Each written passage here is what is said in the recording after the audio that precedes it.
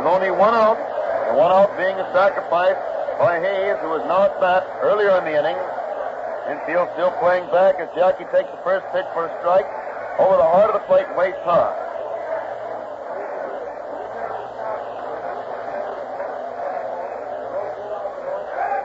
And there's the ball, making the count 1 ball and 1 strike on Hayes. 1-1 the count.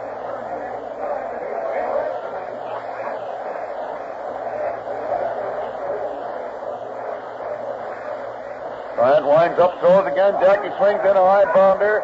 Bryant gets it. The runners hold their bases, so he throws to first, getting Hayes for the second out, making it 2 out in the 7th inning and bringing Dykes to bat. Dykes up there at the plate. Dykes was walked purposely with runners on second and third earlier in the inning, but that strategy didn't work when Mr. Sewell stepped up there and smacked one. And Dykes hits the foul down to Billy Webb, coaching at third. He grabs it, throws it out to Hack. Goes on around the Cub infield, which still seems to be showing a lot of fire, although they're way behind right now.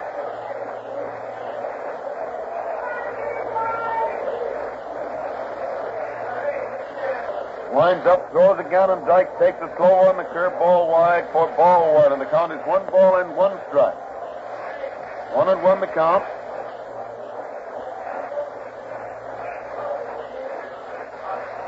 Bryant throws again, and Dykes falls down under one that almost hit him in the shoulders, and he takes it for ball 2. So the count is 2 balls and 1 strike. 2-1 on Dykes. Ready once more, starts to wind up, throws, and it's a ball that hits the bat and hits the ground and then bounded foul clear over to stand to the right of the plate. It's still 2-2. 2 balls and 2 strikes.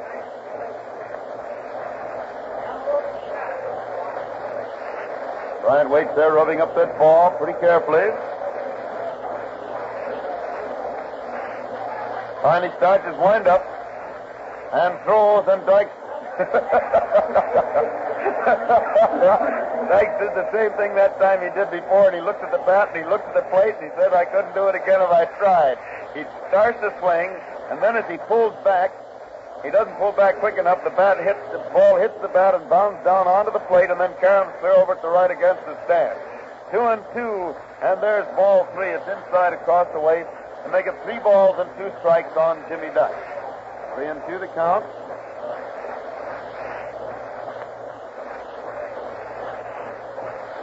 3-2 now. Throws again, and it's ball 4 wide, and Dykes gets his second walk of the inning. Once more filling the bases for Mr. Lucius Luke Steele. Mr. Steele is up there again, of the Ohio, but formerly of the Alabama Steels. He singled with the bases full earlier in the inning to drive in the first 2 of these 8 runs that have scored. White Sox are leading 11-1 in the last half of the 6th. And Sewell takes the first pitch, a curve ball wide and low for ball 1.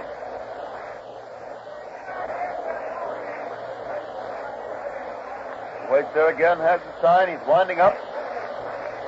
Throws, and Sewell swings at a pop fly, which English is calling for. He has it.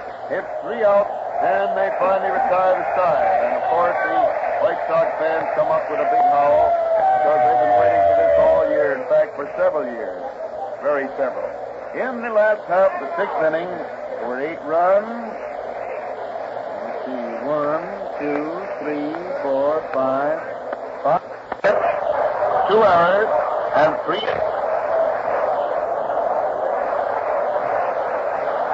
And the score is 11-1 in favor of the White Sox at the end of the 6th inning.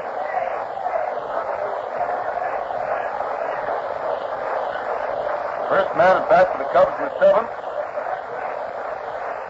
will be Hack. And now Mr. Stratton doesn't have a very difficult job. Get one more bite of this dog, doesn't he? Hey, some of the Cubs fans are spinning. They're standing up.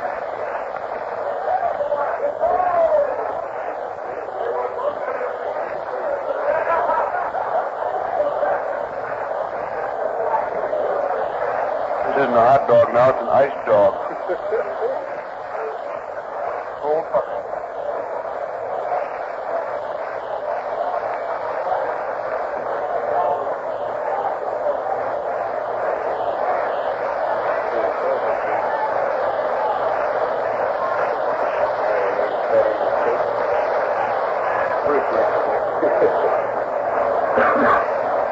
Here we go in the seventh inning. Stanley Hackett bats for the Cubs. Stratton starts to wind up. Pitches. Stan takes the curveball. He catches the outside corner knee high for a strike. One strike on Hack. Stratton throws again. The hitter swings, and it's a bounder down to Hayes, who goes to his left to get it. Throws to first, and Stan is out for the first out in the seventh inning. One out in the seventh inning for the Cubs. And Gabby Hartnett is at bat.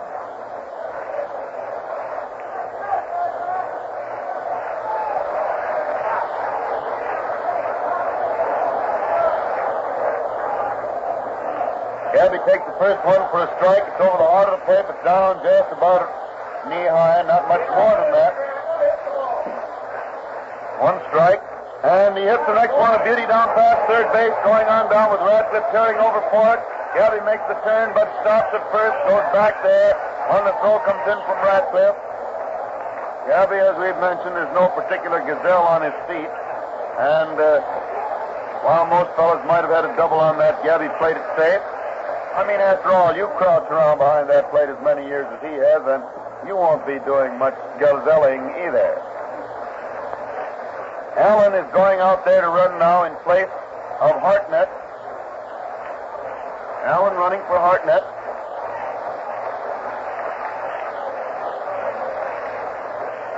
And Gabby gets ahead in the stump of fans. He walks over to the bench.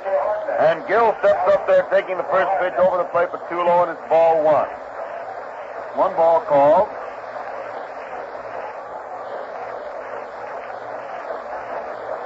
He throws again, and Johnny fouls the ball on the ground to the right of the plate. That makes it 1-1. One ball and one strike on Johnny Gill. Stratton waits out there, slaps the ball into the glove a couple of times, uses the rosin bag, steps up on the slab, swings around, ready to pitch. Pitches, and it's a high one wide for ball two, making the count 2 balls and 1 strike. 2-1 is the count.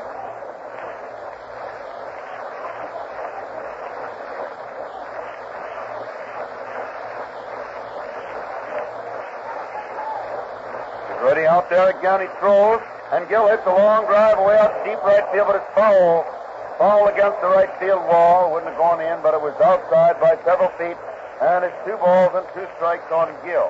Husky, left-handed hitter.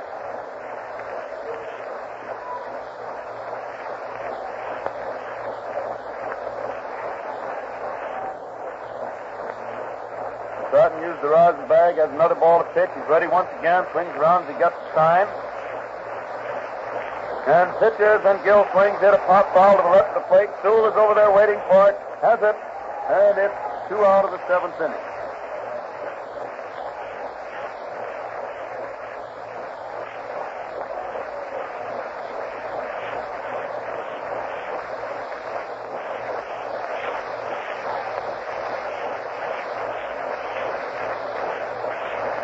Jurgens up there now, 2 out of the 7th inning for the Cubs. Allen running for Hartnett, still on first base. Score 11-1. Favor the White Sox. Throws, and Jurg takes a strike over the outside corner about waist high. 1 strike on Jurgens. Ready out there again. Throws, and he brings in a high fly to short center field. Hayes is going back. Rosenthal coming in. And Jackie lets Larry come on in to make the catch after a long run for the 3rd out. And it ends the first half of the 7th inning with no runs, 1 hit, 1 man left on base. And now the White Sox crowd, which is by far the biggest percentage of this audience today, steps up for its 7th inning stretch. And with a few cheers and yells, they get the old kinks out of the legs as the White Sox come in there to take their turn at bat. In the last half of the 7th inning, with Monty Stratton, the first man up. Stratton, who, as I said, in the latter part of the season, last couple of games hit very well and has hit hard today. Only a great play robbed him of a base hit in the 5th, and then he hit one in the 6th and hit it plenty hard to drive in a run, and he later scored one himself. Ken O'Day is now out there to catch for the Cubs. And the first man at bat in the seventh inning is Monty Stratton. Were you saying you wanted to say something, Mr. Fowler? Yes, Hal Cotton. All I'd like to say is this is the voice of labor. WCFL, Chicago. Well, if that's what you wanted to say, that's perfectly okay. I don't know why you shouldn't say it. In fact, you did say it. Here's Stratton at bat, start the last half of the seventh. He swings hard and misses the first one for a strike. One strike on Stratton. Bryant waiting out there again, has the sign, starts to wind up. And pitches, and Monty swings in a high fly, and it's left center. Gallant is jogging in under it. He's waiting, has it, and it's one out in the seventh inning for the Sox. One out in the seventh, and Rip Ratcliffe, White Sox left fielder, is up there at the plate. Ratcliffe at bat.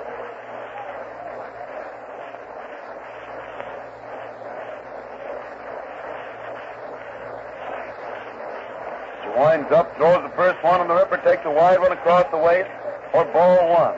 One ball called.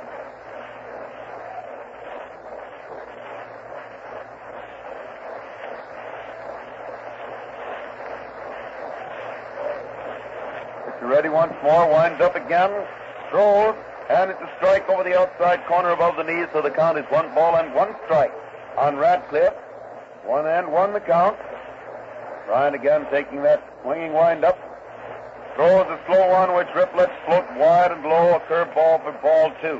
And it's 2 balls and 1 strike on the Ripper. 2-1 the count.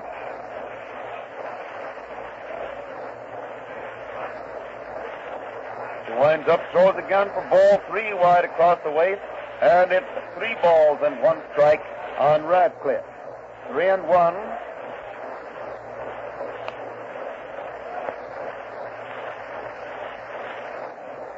Ready out there, winds up, throws again, and it's a strike over the outside corner across the knees to make it 3-2. 3 balls and 2 strikes on Ratcliffe. 3-2 the count.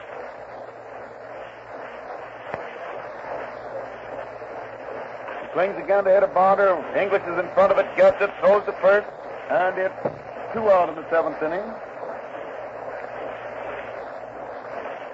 2 out of the seventh inning for the Sox. And Larry Rosenthal again is at bat. He's made 4 hits and 8 times at bat in the series.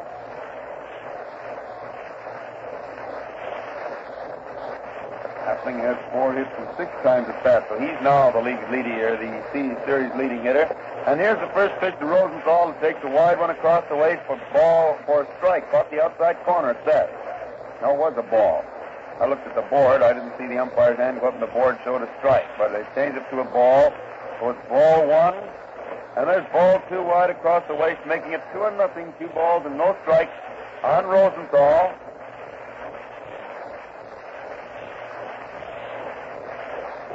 Nothing is the count. It's ready again. Winds up, throws, and Larry swings and misses a curveball, a slow curve for strike 1, making it 2 balls and 1 strike. Rosen. 1-1 the count. Bryant taking that easy wind-up, throws again. Larry gets strike 2, a fast one over the outside corner, a little below the waist, to make it 2 balls and 2 strikes on Rosenthal. 2-2 the count. She's winding up. Throws again, and it's a high one that hits the catcher's glove, bounds out to the left of the plate, and it's still 3-2. 3 balls and 2 strikes on Larry.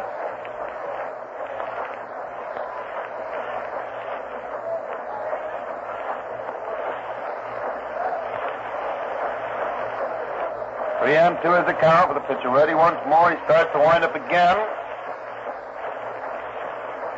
And the hitter swings the foul ball back to the screen. It's still 3 balls and 2 strikes. Still 3-2 on Rosenthal.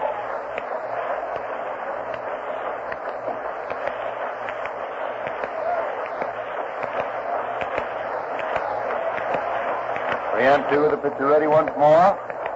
Winding up.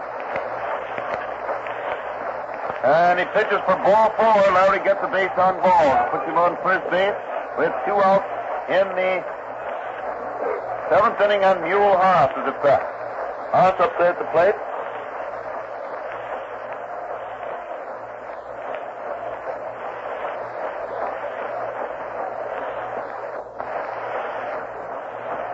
Bryant has the sign. He's ready. To first base. Throws, and the hitter takes the ball. It's inside and low. Day comes up with it ready. Springer and Rosenthal, a fast man, might be on the way or have a big lead. And, of course, the rumor still is naturally over in this league, same as in the National, that his throwing isn't all it should be, perhaps. Still watching first base. Throws, and the hitter takes a wide one across the knees for ball 2. And the count is 2-0, 2 balls and no strikes on Haas. 2-0 the count.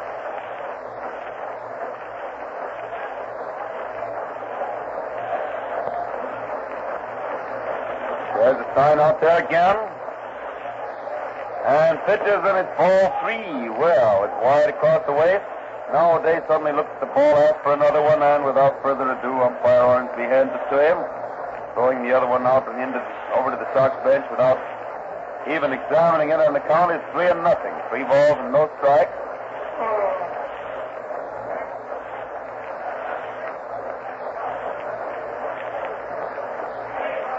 Balls and no strikes. It's ready out there again. Throws, and it's a high one wide for ball 4. And Haas also gets a base on ball, moving Rosenthal to second base. And the White Sox have runners on first and second. 2 out of the 7th inning. And Zeke Ventura is at bat. Ventura up there at the plate.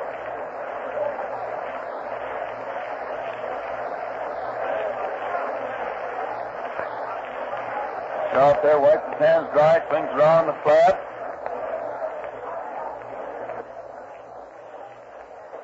And the first pitch is so close to Zeke, he has to almost fall down to get away from it and take it for ball 1. O'Day grabs the ball, throws it back out there to the pitcher, and Bryant waits there again. Swings around on the rubber, looks back at second, pitches, and it's ball 2. It's inside and low. Bryant's control is ordinarily pretty good, but it certainly isn't out there today. He walked a couple men in the 6th inning, and now he's walked 2 already in the 7th. As runners on first and second with 2 out. White Sox leading 11-1. Bryant throws again, and it's a strike. It got the outside corner across the shoulders to make it 2 balls and 1 strike. 2-1 is the count.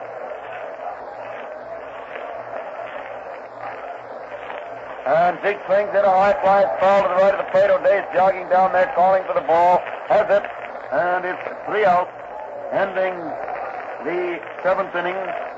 No runs, no hits, 2 men left on base for the White Sox. And at the end of the 7th inning, the White Sox are leading the Cubs by a score of 11-1. A rather overwhelming margin in any man's league. Now somebody's going to come to bat in place. Lillard coming to bat in place of Bryant in the last half of the 7th inning. Or rather, the first half of the 8th inning.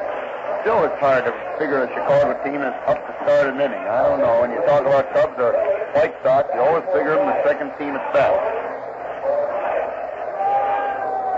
Start of the 8th inning. Lillard is batting for Bryant.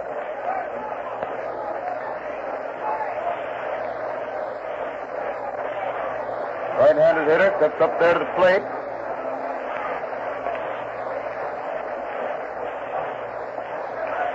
And Stratton's first pitch is inside and low for ball 1.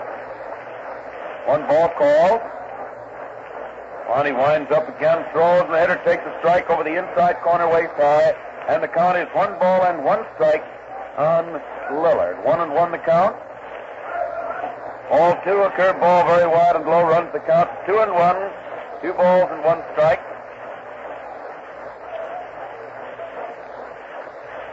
Bryant gets the sign again, winds up, throws, and Gene swings it a slow bounder down the third base line. Dykes comes in nicely and fires the ball across the infield with Ventura digging it out of the dirt and hanging onto it for the first out in the 8th inning. 1 out in the 8th inning for the Cubs.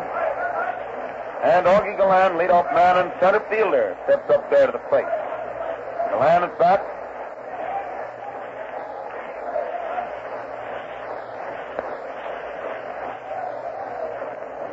One of the warm-up balls in the Sox bullpen somehow or other got clear off the back of the shortstop position in left field, so they had to call time while Appling went back to get it and throw it over to the warm-up catcher there.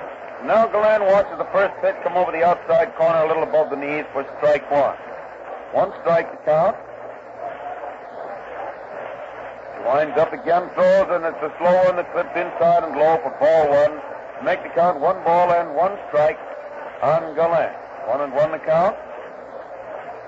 Throws once more, and Augie gets ball 2 wide and low. So it's 2 balls and 1 strike. 2-1 with the pitcher ready again. Waits out there for the sign. He has it. He's winding up. Throws, and Augie gets the 3rd ball wide. And it's 3 balls and 1 strike on Galland. 3-1. Stratton winding up. Throws again, and Augie gets the 2nd strike. It's over the outside corner, waist high. And Augie, who made the usual start first, comes back to the plate. 3-1. 3-2 rather. And Galland swings at an easy pounder out to Hayes, who gets it on the second hop, throws the first, and Augie is out for the second out of the 8th inning. 2 out in the 8th inning for the Cubs, and Cavaretta is up there at the plate.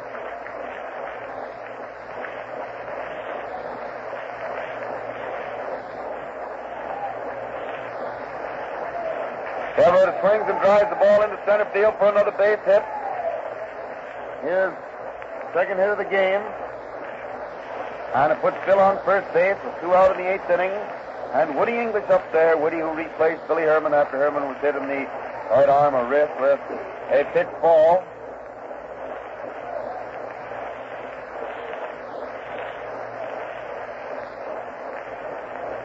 Throws the first one, and Woody gets a good strike. It's over the heart of the plate, a little above the knees. 1 strike on English. Ready once more, throws, and Woody takes a wide one. The catcher throws the ball to first, but Cavaretta went back standing up, leading a throw. He was all ready to slide, but he saw that Sewell's throw was a little bit low and outside the bag, so he came in standing up. It's 1-1, 1 ball and 1 strike on English. And he hits the next for a high foul down the right field line and back into the stands. Cavaretta was around second base, but he turns and strolls back to first. Quite a scramble for that ball down there in the stands. 1-2 to count, 1 ball and 2 strikes.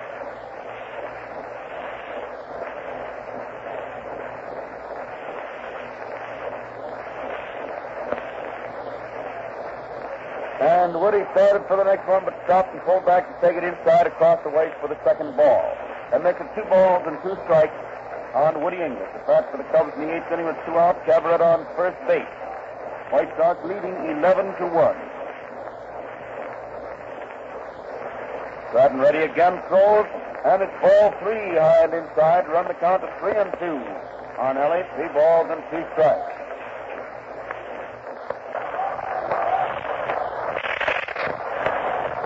Stratton rubs the ball up a little bit, then walks back onto the rubber. He's ready to pitch once more. With a runner on the go on the 3-2 count, the hitter hits another foul. One of the fans missed the ball over there, and it bounded out of his hand, started bounding along the front, just under the railing. Just before it dropped over, some other fan managed to grab it and keep it upstairs. 3-2 is the count, but you're ready again. Throws, and English hits a high fly to right field. Hart is going back under it, still going back, and grabs it and hit his glove and bounds over against the stand. English pulls up at second base, and Cavaretta is scoring. And it's a long 2-base hit to the base of the hole in right field. Hart seemed undecided for a moment, and then when he did start going back, as hard as he could go, he couldn't quite reach it, and it hit his glove. So a real old boyfriend from Everett, George. I think that's the Mona, isn't it? No, that's the train. As soon as you open the door, I can tell which one it was. Giving us the whistle as usual. And now Demery at bat takes the first one for a strike over the outside corner about knee-high.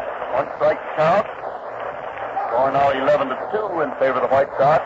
English on second base, 2 out, 1 run home, and Demery takes the ball wide, and the count is 1-1. 1 ball and 1 strike on Demery.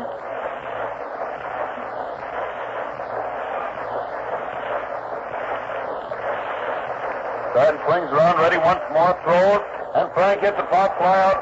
Back of Appling. Luke is back in the grass calling for the ball. He has it, and it's 3 out in the 8th inning. 1 run, 2 hits, 1 man left on base. In the first half of the 8th inning, for the Cubs.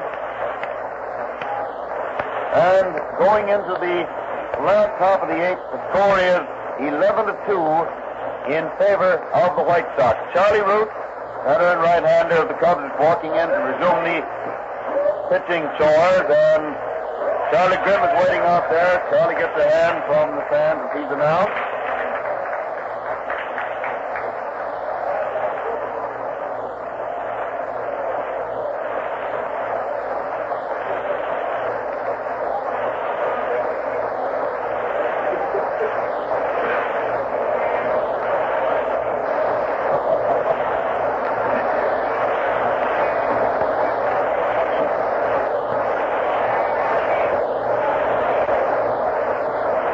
Charlie's going through his warm-up out there.